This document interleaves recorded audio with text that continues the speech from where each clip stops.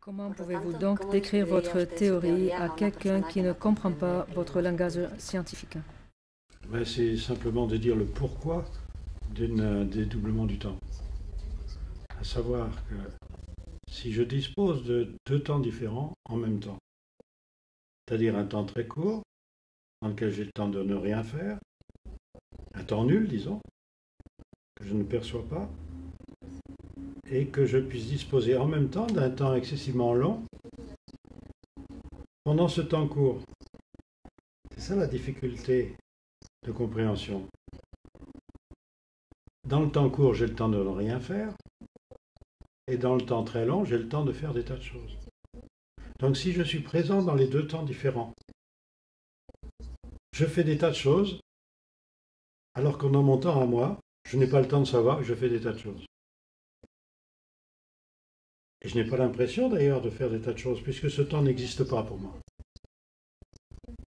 Alors on va dire comment est-ce possible de penser qu'il existe un temps que je ne perçois pas. Et ne percevant pas ce temps, j'ai l'impression qu'il n'existe pas. Or, le fait qu'il existe fait que j'ai le temps de faire des tas et des tas et des tas de choses qui changent ma mémoire instantanément et qui me donnent donc des envies, des pensées nouvelles qui semblent venir de nulle part. Et c'est ainsi qu'une théorie scientifique permet enfin d'expliquer l'instinct, d'expliquer l'intuition, d'expliquer l'anticipation, d'expliquer les prémonitions. Tout ça qui est très mystérieux, on a fait des tas de choses, on a inventé des tas d'histoires, alors que c'est tout simple. Pour vivre, il faut anticiper tout ce qui va arriver. Une particule fait la même chose. Et ça, on le sait. Vous prenez deux particules dédoublées, il y en a une qui fait des tas de choses, pendant que l'autre ne fait rien. Et celle qui fait des tas de choses change la mémoire de celle qui ne fait rien. Et il y a un échange d'informations instantané entre les particules, qui vivent dans deux temps différents. La nécessité d'un dédoublement, il faut reprendre la base même de la logique. Si je me pose une question, je veux avoir une réponse, mais le plus vite possible, évidemment. Et le temps que je cherche la réponse à ma question est un temps perdu pour moi. Alors, l'idée du dédoublement est toute simple. Je vais supprimer ce temps entre la question et la réponse. Je vais avoir la réponse en même temps que la question. Ça me permettrait de me poser d'autres questions. Mais évidemment, il faut imaginer qu'il y a bien quelqu'un qui répond à la question. Donc, je me dédouble. Et dans le temps que je supprime, je mets quelqu'un comme moi qui va répondre à ma question. Ce dédoublement est tout simple. On le comprend. Il y en a un qui prend du temps pour répondre à la question et l'autre qui attend la réponse en même temps que la question. Qui va donc se poser des questions différentes. Et ces questions différentes vont le faire évoluer rapidement. Mais est-ce suffisant de penser cela? Vous voyez bien qu'il y a quelque chose qui ne va pas. C'est que si on fait ça, on peut continuer à le faire indéfiniment. C'est-à-dire celui qui est dédoublé du premier dans son temps peut se dédoubler à nouveau de la même façon. Donc vous voyez qu'il y a un système de dédoublement qui pourrait être infini, mais ce n'est pas l'intérêt. L'intérêt, c'est de faire en sorte que vous ayez toujours une impression d'une extrême liberté.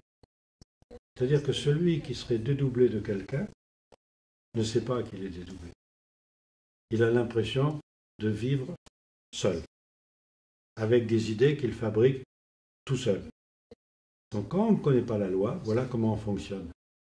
On croit qu'on est maître de ses pensées. On croit qu'on vit dans un seul temps unique et que c'est mon cerveau qui fabrique mes pensées. Jamais on pense que mes pensées peuvent être fabriquées dans un autre temps par quelqu'un d'autre. Or, si je me dédouble et que j'ai un double, mes questions sont mes questions. Mon double me pose une question, c'est moi. Mais par ce même mécanisme d'échange d'informations entre un double et moi, je peux recevoir des informations qui ne viennent pas de mon double. Et à ce moment-là, je dépends de quelqu'un que je ne connais pas. Donc vous voyez que ma vie, il faut que je connaisse ce principe-là dans ma vie pour savoir comment ça fonctionne, pour être sûr que je reçois des informations qui sont faites pour moi. J'ai un double. Il faut que je l'écoute. C'est moi. C'est moi. J'ai une relation privilégiée avec moi et un moi qui est essentiel. Mais n'importe qui peut utiliser ce mécanisme d'échange d'informations entre moi et moi. Et à ce moment-là, je reçois les informations qui ne sont pas faites pour moi. Comment faire la différence? Eh bien là, il faut connaître la loi scientifique. Comment ça fonctionne? Donc, il faut se méfier. C'est que cette loi vitale peut être utilisée contre nous-mêmes. Alors, vous disiez dans votre question que je fabrique par ma pensée des futurs potentiels. C'est vrai?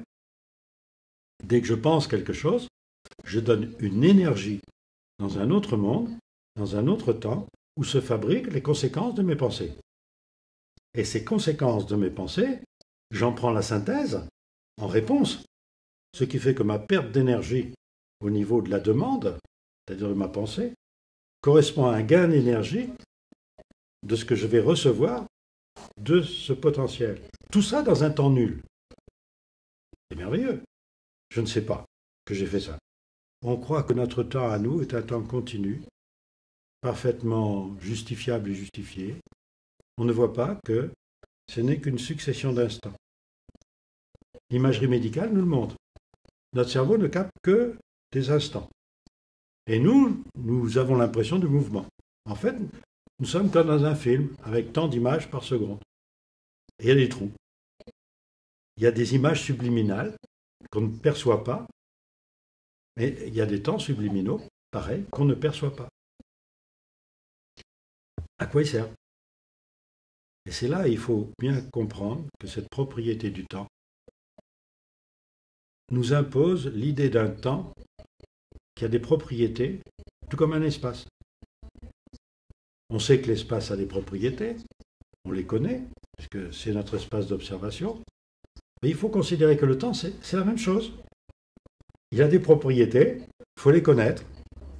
Le plus simple de cette propriété, c'est que dans un temps qui n'existe pas pour moi, je me fabrique un potentiel.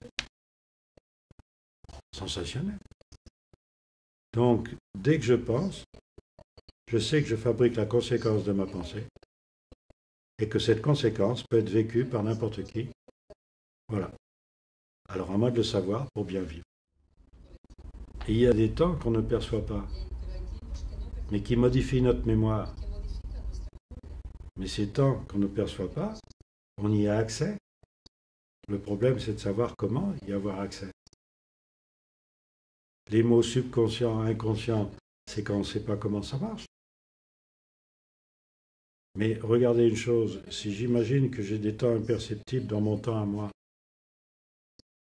et qui me permettent, en changeant de temps, d'avoir du temps, je dois admettre que ma vie entière est dans un temps qui n'existe pas pour une autre réalité. Et que cette autre réalité a des temps imperceptibles, comme moi. Et dans ces temps imperceptibles, ils peuvent recevoir des informations de mon temps. Ouais, c'est une histoire d'emboîtement de temps qu'il faut bien connaître pour savoir comment ça fonctionne. Et ne pas inventer des tas de choses parce qu'on ne connaît pas cette loi. Alors on invente des subconscients, des inconscients, collectifs, personnels, etc. La loi est simple. Si je pense quelque chose, je fabrique la conséquence de ma pensée. Cette conséquence est une réalité potentielle. N'importe qui sur Terre peut capter ce potentiel. Le capter dans quel sens? Sa mémoire change, et en fonction de ce que j'ai fabriqué, moi, il se met à vivre la conséquence de ma pensée. Et j'en suis responsable. Donc vous voyez que la loi scientifique qu'il y a derrière, qui a été enseignée pendant des siècles et des siècles et des siècles, qui est complètement tombée en désuétude, c'est que je dois penser à faire à autrui ce que j'aimerais que autrui pense à me faire. C'est une loi qui va me permettre, si tout le monde fait ça, de bien vivre. Plus personne ne songe que c'est une réalité scientifique. On a transformé cette loi toute simple, qui, je vous le répète, est parfaitement scientifique, à une loi idiote. Ne fais pas à autrui ce que tu ne voudrais pas qu'il te fasse. Si vous faites quelque chose à autrui, c'est déjà que vous actualisez un potentiel qui a été fabriqué avant. Et tout le monde voit ce que vous faites. Que ça soit bien ou mal, tout le monde le voit. Donc on vous imite ou on ne vous imite pas, mais on sait que c'est bien ou que c'est pas bien. Ça ne sert à rien. Par contre, quand vous pensez à faire quelque chose, ça ne se voit pas. Mais vous fabriquez le potentiel correspondant, qui est dans la mémoire de tout le monde, qui peut modifier la mémoire de toute l'humanité. Une simple pensée peut modifier l'humanité. Alors vous vous rendez compte qu'il faut quand même le savoir, ça. Surtout que personne ne le dit d'une façon nette et claire, logique.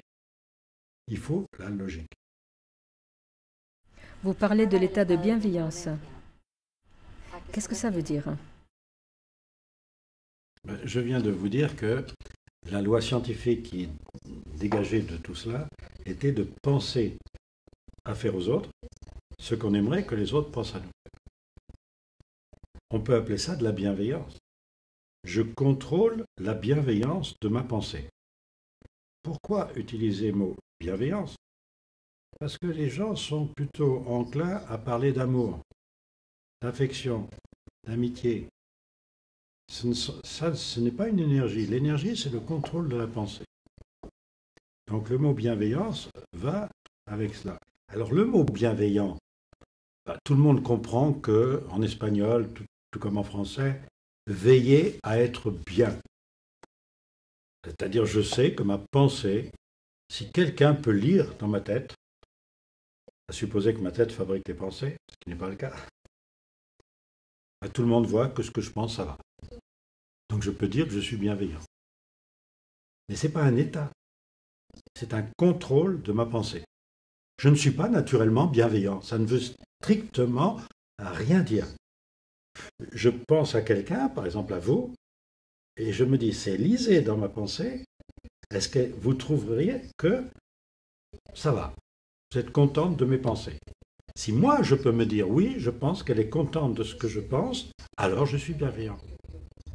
C'est-à-dire que tout ce que je pense fabrique dans le futur quelque chose que vous pouvez ramasser pour vivre. Je sème quelque chose dans le futur, vous récoltez. Alors il faut faire attention. En français, il y a un proverbe qui dit « Qui sème le vent, récolte la tempête ». Donc, essayons de semer du calme, la tranquillité, la paix. Et à ce moment-là, on va récolter le calme, la tranquillité, la paix. Vous voyez que penser à faire à autrui ce qu'on aimerait qu'autrui pense à nous faire, c'est vraiment une loi scientifique. Et je crois qu'on peut conclure avec ça, parce que c'est le plus important, vraiment le plus important. Et regardez tous ces scientifiques qui nous ont parlé de ça au cours des siècles. Le premier à parler de ça, il s'appelle Pythagore, quelqu'un de très connu. Le second, il s'appelle Bouddha, à peu près à la même époque, un siècle et demi après. Puis vous avez Jésus, il y a 2000 ans. Puis vous avez Mahomet, 7 siècles après. Tous nous ont dit, pense à faire à ton frère ce que tu aimerais que ton frère pense à te faire. Voie scientifique. On a perdu la science. On en a fait des tas de choses philosophiques, religieuses, dogmatiques ou autres. Non. Il faut appliquer une loi. Et pour cela, il faut la connaître. Ne pas inventer des lois, mais connaître la loi et ses applications. Il n'y a pas de technique, il y a une loi.